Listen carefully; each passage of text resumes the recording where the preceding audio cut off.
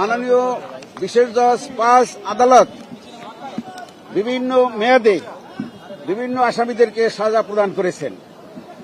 আমি এই ৩টি মামলার যারা কমন আসামি আছে একত্রে সবার আসামি সাজার বিষয়গুলো আপনাদেরকে জানাচ্ছি। যে মামলায় শেখ হাসিনার প্রধান আসামি ৭ বছর করে ৩ সাতা ২১ বছর এবং ওনার জরিমানা হচ্ছে ৩ লক্ষ টাকা, ১ লক্ষ টাকা করে ৩ লক্ষ টাকা, অনাদায়ে ১৮ মাস বিনাশ্রম কারাদণ্ড ৬ করে। সায়মা ওয়াজেদ পুতুল যে মামলার প্রধান আসামি তার সাজা হচ্ছে ৫ বছর।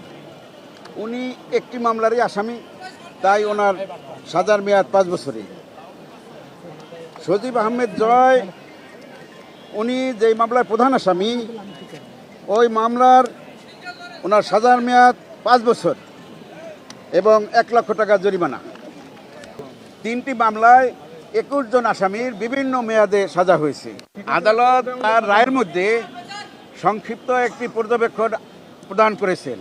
সেই পর্যবেক্ষণে উনি উল্লেখ করেছেন যে একজন দেশের প্রধানমন্ত্রী যে তথ্য গোপন করতে পারে, মিথ্যা হলফনামা দিতে পারে, এটা তার কাছে বিশ্বাসযোগ্য হয় নাই।